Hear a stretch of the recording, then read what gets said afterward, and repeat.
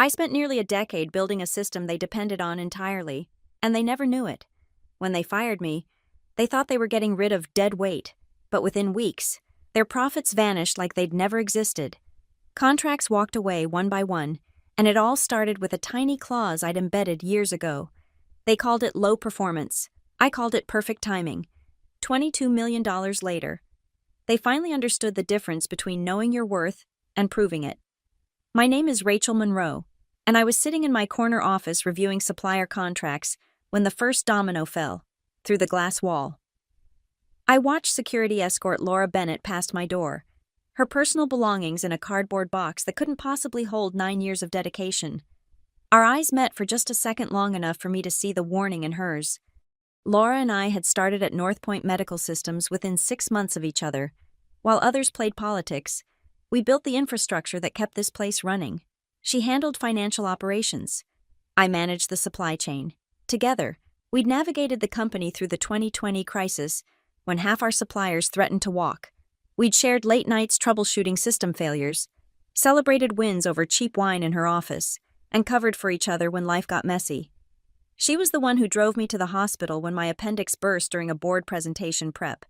I was the one who kept her department running when her father was dying. Now she was being marched out like a criminal. I abandoned my desk and caught up with them at the elevator. The security guard, Tom, looked apologetic, but stepped between us when I got too close. "It's okay, Rachel," Laura said, her voice steady as granite. She'd perfected that tone in countless negotiations. Never let them see you break.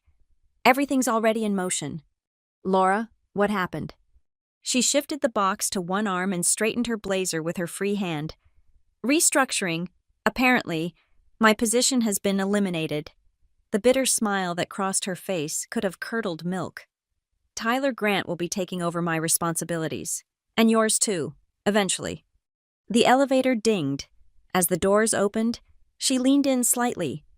"Check your contracts, Rachel, especially the termination clauses."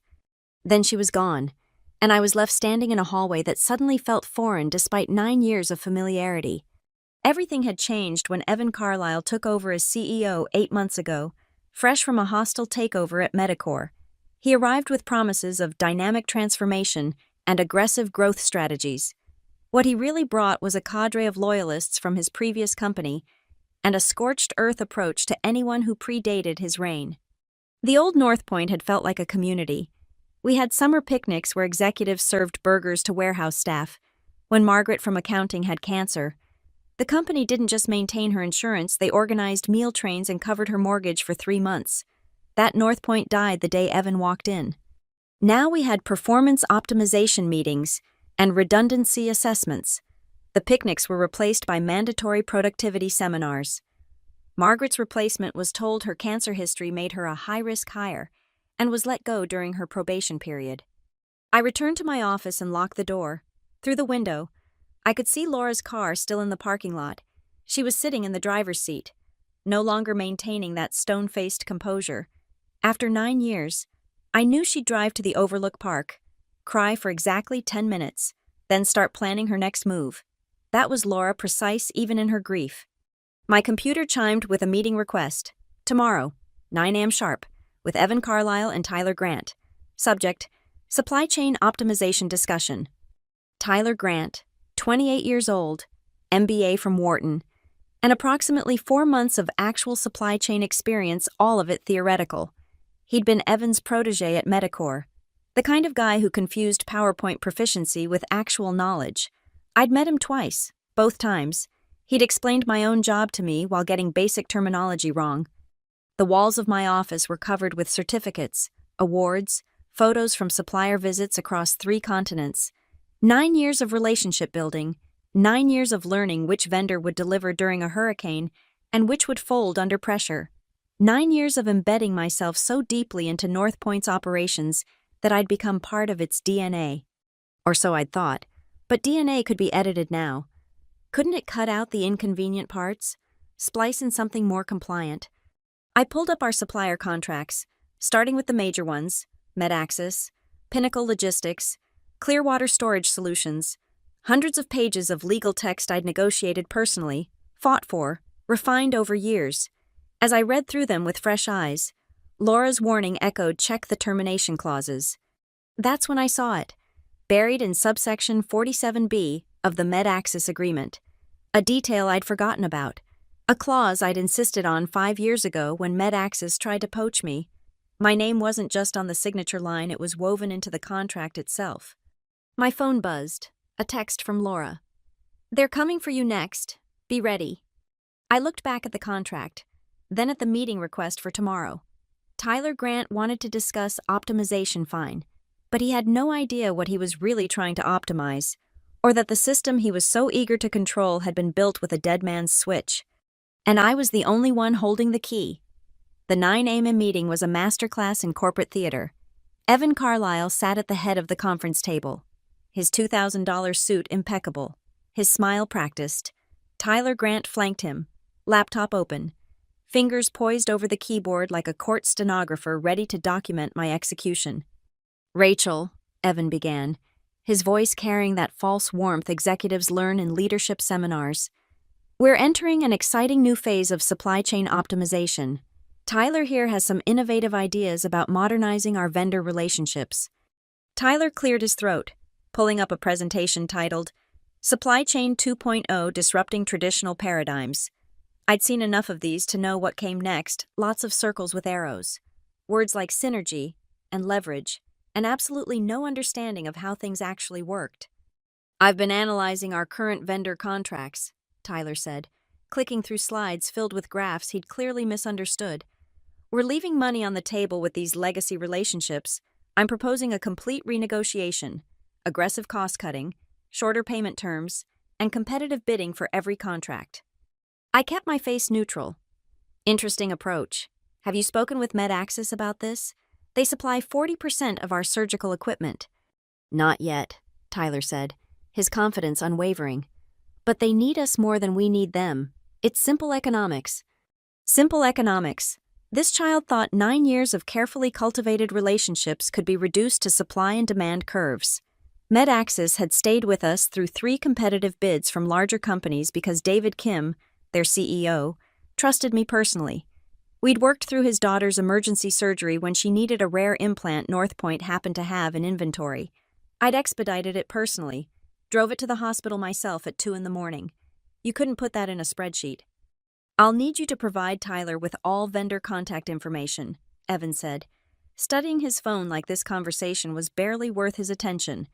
"Personal contacts, not just the general lines, and of course, all your passwords for the vendor portals." "Of course," I said. "Though some of those relationships are quite personal. David Kim at Med-Access, for instance." "Tyler will handle the transition," Evan interrupted. "We need to eliminate these single points of failure. No offense, Rachel, but having vendor relationships tied to individuals is a risk we can't afford." Single point of failure. I was a risk now. Tyler leaned forward, his eagerness almost puppyish. "I'll need full access to your files by end of day. Everything contracts, correspondence, even personal notes. We're going to standardize everything, create processes that anyone can follow." "Anyone," I repeated. "Right." After the meeting, Tyler followed me to my office, hovering while I logged into my computer. He watched me pull up the vendor database, his eyes tracking every keystroke. "This is pretty antiquated," he said, gesturing at my filing system. "We'll migrate everything to the cloud, implement some AI-powered relationship management. Much more efficient."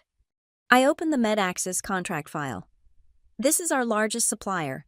The current contract has 18 months left, but there are some nuances. "I can read," Tyler interrupted, already scrolling through the document. "Wow, these terms are way too favorable to them. We're definitely renegotiating." He didn't see it. Section 47B, the personal performance clause, went right past him. His eyes were looking for numbers, not names. He found the dollar amounts, the delivery schedules, the penalty clauses. He missed the sentence that made it all conditional on my continued involvement. "What about the encrypted folders?" he asked, pointing to a series of password-protected files. "Sensitive pricing information," I said. "I'll get you access once it approves the transfer." He frowned but moved on, copying files with the efficiency of someone who'd never created anything himself. only taken credit for others' work. That evening, I stayed late, watching Tyler's activity on the network. He was already reaching out to vendors, sending emails with subject lines like, "New strategic direction at North Point," and "Optimizing our partnership." The responses were polite but confused. Several vendors forwarded his emails to me, asking what was happening. I responded carefully, professionally. "North Point is exploring new strategies. I'll keep you informed of any changes that affect our relationship." David Kim from MedAxis called me directly at 8:30 that night. "Rachel, what's this about? Some kid is telling me he's taking over our account and wants to realign our value proposition. What does that even mean?" "Change is coming, David," I said carefully, knowing calls might be monitored. "But you know your contract better than anyone. All those terms we negotiated, they're still in effect." There was a pause. David was sharp. He'd built MedAxis from nothing into a $100 million company. "Section 47B, he said finally. "That's still active." "Every word of our contract remains binding," I said. "Every single word." "Understood. And Rachel, if you ever need anything, you know my direct line." After the call, I pulled up the other contracts. Pinnacle Logistics had similar language, so did Clearwater Storage, Vertex Manufacturing, and 8 others, $22 million in annual revenue, all tied to personal performance clauses that made me, not North Point, the essential party. Tyler thought he was documenting my job. In reality, he was documenting his own failure. Every email he sent without me, every vendor he alienated with his optimization, was evidence that he couldn't maintain the relationships I'd built. My phone buzzed with a text from Laura. "Heard Tyler's making friends with your vendors. How's that going?" I typed back, "About as well as expected. He just told David Kim that MedAxis is replaceable." David must have loved that. He asked if I was okay. Said he'd been expecting this call for months. "They all have," Laura replied. "I heard from 3 of your vendors this week. They're nervous." I looked at the contracts spread across my desk. Tomorrow, Tyler would demand the encrypted files. Evan would probably announce my transition to new opportunities by week's end. They thought they were eliminating a risk, streamlining operations. They had no idea they were about to cut their own throat. That night, I sat in my home office with 17 contracts spread across every surface desk, floor, coffee table, even the windowsill. Each one was marked with yellow sticky notes where I'd found the golden language, the clauses that would become Evan Carlisle's nightmare. The MedAxis contract was the crown jewel. Section 47B stated clearly, "This agreement is contingent upon Rachel Monroe serving as primary liaison. Should Ms. Monroe's employment with North Point Medical Systems terminate for any reason, MedAxis reserves the right to terminate this agreement with immediate effect and recall any unsold inventory. $10 million in standing inventory, gone with a single notice." But it wasn't just MedAxis. Pinnacle Logistics had insisted on a similar clause after I'd saved them from a bankruptcy-triggering lawsuit 3 years ago. I'd caught a compliance error that would have cost them their operating license. In gratitude, they'd given us rates 30% below market, but only while I remained the account manager. Clearwater Storage Solutions went even further. Their contract included a penalty clause if North Point changed account management without 60 days written notice and mutual agreement. The penalty: immediate payment of all outstanding balances plus 6 months of projected storage fees. That alone was worth $3 million. I pulled up my laptop and started a spreadsheet, calculating the immediate impact if all these contracts triggered simultaneously. The number made me dizzy: $22 million in direct losses, not counting the operational chaos that would follow. My phone rang at 11:45 p.m. David Kim. "Rachel, I'm sorry to call so late, but I've been reviewing our contract. Tyler Grant sent me a rather aggressive email about renegotiating terms." "I saw it," I said. "He CC'd me." "Did he, because he just sent another one telling me not to contact you directly anymore? Says all communication should go through him now." I felt my jaw clench. "Is that so?" "Rachel, I need to be frank. MedAxis has been approached by Apex Care Medical.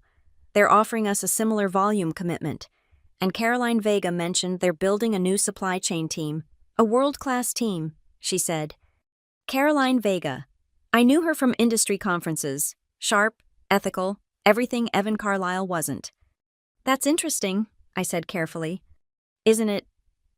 She also mentioned they're looking for someone with deep vendor relationships, someone who understands that supply chain isn't just about numbers but about trust. The position comes with equity, full benefits, and this is interesting, a signing bonus for any vendor relationships that transfer within 90 days. David, are you recruiting me? I'm protecting my company's interests, he said. Section 47B protects both of us. Rachel, I included it because you're the only one at North Point who's ever treated us as partners instead of servants. If you're gone, why would we stay? After the call, I opened a new document and started typing. Not a resignation letter that would come later. This was a timeline, a strategic plan. Every contract, every clause, every relationship that would unravel the moment I left. I pulled up an email from 2 months ago where Evan had praised the exceptional vendor relationships in our quarterly report. Then another where Tyler had admitted in writing that he needed extensive knowledge transfer because the relationships were more complex than anticipated. Evidence. All of it evidence that they knew these relationships were critical and personal. My phone buzzed. Laura. Coffee tomorrow. Somewhere private. I agreed, then went back to my contracts. Vertex Manufacturing had the most interesting clause if account management changed. They could demand immediate renegotiation of rates. Their current rate was locked in from 2019 before inflation and supply chain chaos drove prices up 40%. At market rates, North Point would pay an extra $2 million annually. But the real poison pill was in the smaller contracts. Regional suppliers I'd cultivated as backups. Companies that could fill gaps when the big players stumbled. These contracts were even more personal handshake deals, formalized in simple language. This agreement remains valid while Rachel Monroe represents North Point Medical Systems. Simple, devastating. I thought about Sam Rodriguez, my old mentor. He'd taught me to build redundancies into the supply chain, but also into contracts. Always have leverage, he'd said. Not to use it, but so they can't use theirs against you. I'd never intended to use these clauses. They were defensive, meant to protect my position if North Point ever got acquired or went through layoffs. I'd been protecting myself against some theoretical future threat. Now that future had a name, Tyler Grant. At 1 a.m, I got another email from Tyler. Subject, urgent need password for encrypted files. Rachel, I need immediate access to all encrypted files. Evan wants a full audit by end of week. Please send passwords ASAP. This is time sensitive. I drafted a reply. Those files contain sensitive pricing strategies that require legal review before transfer. I'll coordinate with legal in the morning to ensure proper protocols are followed. Then I deleted it and wrote instead, password complexity requirements mean I'll need to be present for the transfer, available Thursday after 10 a.m. That gave me 2 more days. 2 days to make a decision that would either save my career or destroy the company that had destroyed its soul. I looked at the photo on my desk, the old supply chain team at Richard Hawthorne's retirement party. Half of them were gone now, replaced by Tyler's optimized processes. Laura and I were the last of the old guard, and now Laura was gone too. I pulled up LinkedIn and searched for Caroline Vega at Apex Care. Her recent post talked about building a supply chain team based on relationships, not just transactions. There was a comments from several vendors I knew, praising her approach. My phone rang again, a number I didn't recognize. Ms. Monroe, this is Caroline Vega. I hope it's not too late to call. It was 2 a.m., but in the world of supply chain, crises didn't respect business hours. Not at all, I said. I was just reading your LinkedIn post about relationship-based supply chains. Then you know why I'm calling. David Kim speaks highly of you. So do 12 other vendors I've spoken with this week. They all say the same thing if North Point loses you. They're looking for alternatives. That's flattering, but it's not flattery, it's fact. I've seen Tyler Grant's emails to vendors.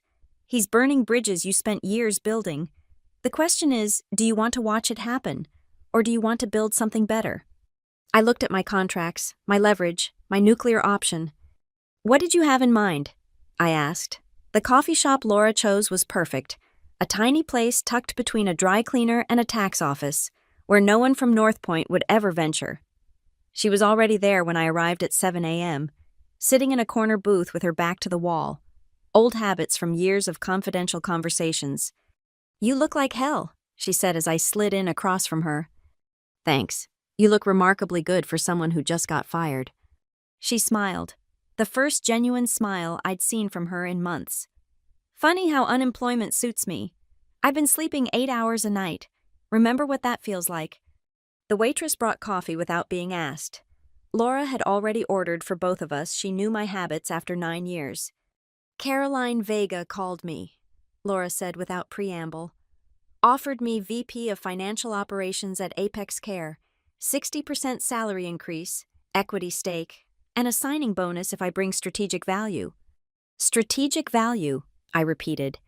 "That's an interesting term. Isn't it, especially since she mentioned they're particularly interested in former Northpoint employees who understand integrated supply chain and financial operations?" Laura pulled out a folder. "Rachel, I need to show you something."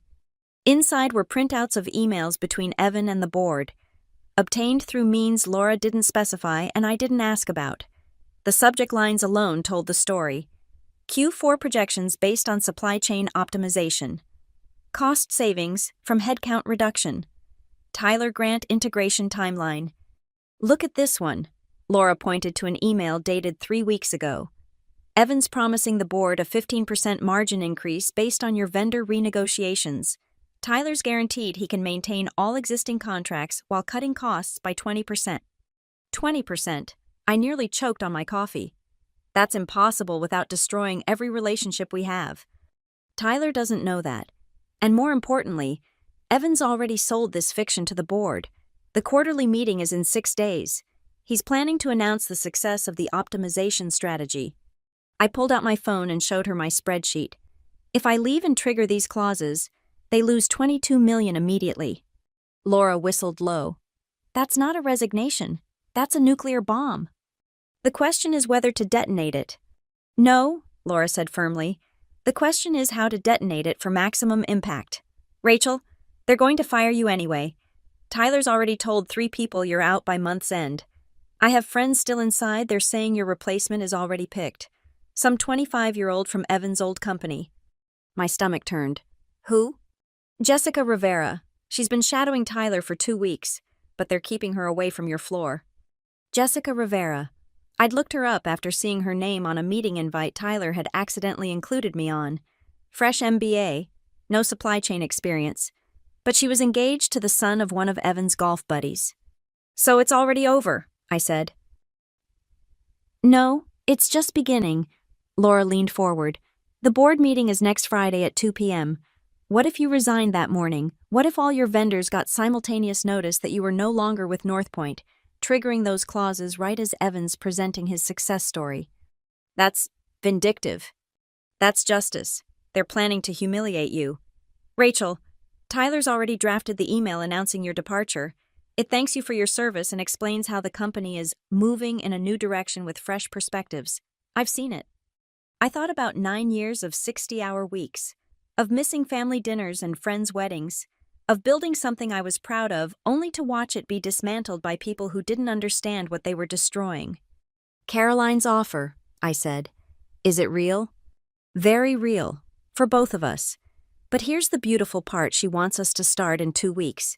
Just enough time for Northpoint to fully experience what happens when you replace expertise with nepotism." Laura pulled out another document. "I've drafted a timeline. Thursday. You send formal notice to legal about your contract obligations. Create a paper trail showing you tried to ensure smooth transition. Friday morning at 8 a.m., you submit your resignation, effective immediately due to fundamental differences in strategic vision. At 8:15, emails go out to all 17 vendors with personal performance clauses, notifying them of your departure as contractually required. By 8:30, Tyler will be getting calls from panicking vendors.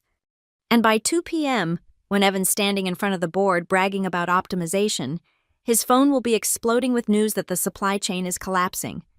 I stared at the timeline. It was elegant in its simplicity, devastating in its impact. "There's one more thing," Laura said. "Caroline knows about the contracts. Some vendors have already reached out to Apex Care, testing the waters. She's prepared to offer them similar or better terms, but only if they come as a package, with you. She's building a competing supply chain using my relationships." She's building a better company using people who actually know what they're doing. Rachel, Northpoint made their choice. They chose Tyler's PowerPoints over your performance. They chose nepotism over knowledge. They chose to destroy what we built. The only question is whether you'll let them do it quietly or make them face the consequences. My phone buzzed. Another email from Tyler. Urgent need all passwords by noon today. Non-negotiable. I showed it to Laura. She laughed. Actually laughed. Non-negotiable. Everything's non-negotiable with them until they realize they've negotiated themselves into a corner. She raised her coffee cup. To negotiations they don't see coming. I clinked my cup against hers. Decision made. To consequences they've earned. One more thing, Laura said as we prepared to leave. Document everything. Every email where Tyler dismisses your expertise. Every time Evan ignores your warnings. Every vendor complaint about the new direction. Caroline's legal team will want it all. Legal team. Did I mention if Northpoint tries to sue over the contract clauses? Apex Care will cover our legal defense. They've already got outside counsel on retainer. Turns out, protecting strategic hires from retaliation is good business. As I walked back to my car, my phone rang. David Kim again. Rachel, Tyler just sent me an ultimatum. Accept his new terms by Friday or Northpoint will put the contract out for bid. He clearly hasn't read Section 47B. David, I said, can you do me a favor? Don't respond until Friday afternoon. There was a pause. That's an interesting timeline. The board meeting's Friday, isn't it? Is it I hadn't noticed? Rachel, whatever you're planning, MedAxis stands with you. 9 years of partnership means something to us, even if it doesn't to them. As I hung up, I realized the network I'd built wasn't just professional, it was personal. These vendors weren't just going to honor contract clauses, they were going to actively choose to follow me. Tyler thought he was inheriting a supply chain. He was actually inheriting a house of cards, and I was about to become the wind. The week leading to the board meeting was a masterpiece of deception.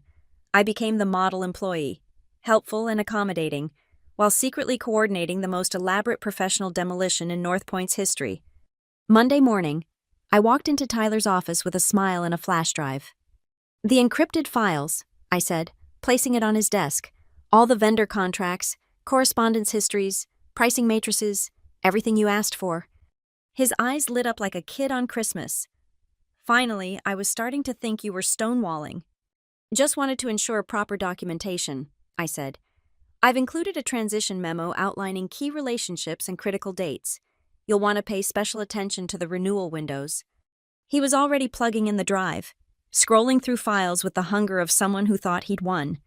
He didn't notice that while everything was there, the truly critical information, the personal notes about each vendor's pain points, their internal politics, their unwritten expectations, was notably absent. That knowledge lived in my head, not in any file. This is comprehensive, he said, trying to hide his surprise. I expected more. Resistance. Why would I resist? I asked innocently. We all want what's best for Northpoint. Tuesday. I spent training Jessica Rivera. The woman meant to replace me. She arrived at my office at 9 a.m. sharp, eager and completely clueless. Tyler says you'll show me the vendor portal systems, she said, notebook ready. I spent 6 hours showing her exactly what she asked for the systems. How to log in, how to run reports, how to process orders. I didn't mention that David Kim only answered calls from numbers he recognized. I didn't explain that Pinnacle Logistics required orders to be submitted by 10 a.m. for same-day processing, not the noon deadline listed in the system. I didn't tell her about the unwritten rule with Clearwater Storage. They'd hold inventory for an extra week without charging fees, but only if you called Tony directly, not customer service. This seems straightforward, Jessica said as we wrapped up.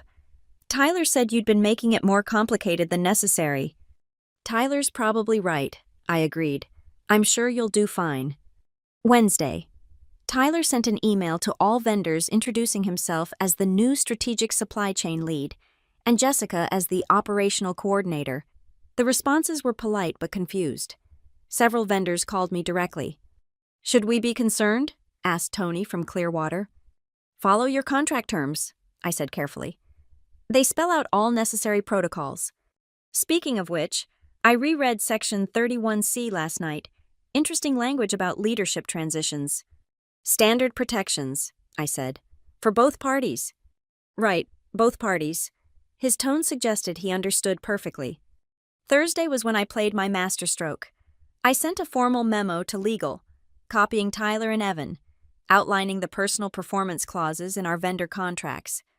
In the interest of ensuring smooth transition, I wrote, please be advised that several vendor contracts contain specific provisions regarding account management changes.